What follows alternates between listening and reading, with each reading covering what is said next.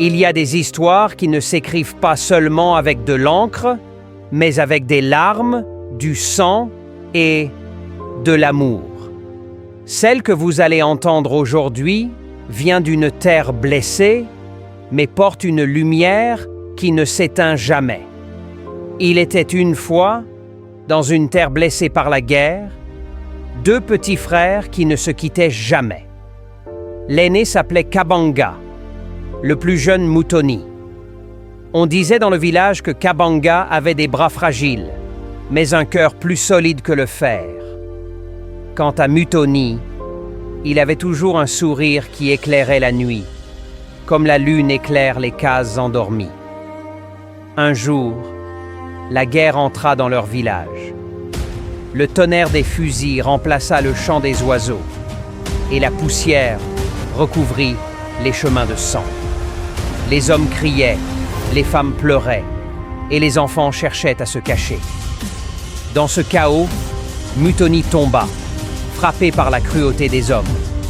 Son souffle s'éteignit, et ses yeux, qui brillaient comme des étoiles, se fermèrent pour toujours. Kabanga, encore petit, vit son frère sans vie. Les adultes couraient pour sauver leur propre existence, mais lui resta immobile. Il regarda le corps de Mutoni, puis s'agenouilla doucement.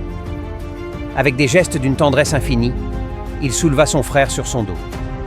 Et il marcha, longtemps, sous le soleil brûlant, dans la poussière, à travers les chemins vides. Sur la route, un vieil homme, témoin de cette scène, lui dit «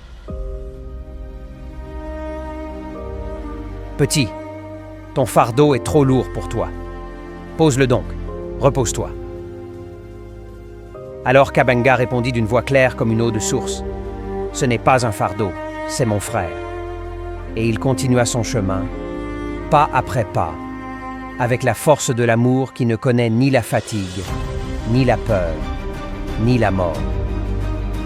On raconte que les ancêtres, émus par tant de courage, ont ouvert les cieux pour accueillir Mutoni avec honneur et qu'ils ont donné à Kabanga une bénédiction éternelle, celle de toujours trouver la lumière, même au milieu des ténèbres.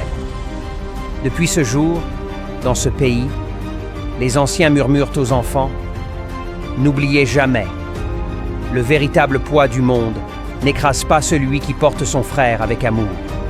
Ce n'est pas un fardeau, c'est mon frère. Souviens-toi, quand tu choisis d'aimer, de pardonner, de porter ton prochain, alors le poids du monde devient une force qui t'élève. Ici, c'était le déclic. Abonne-toi pour ne jamais manquer ces histoires qui réveillent ton âme.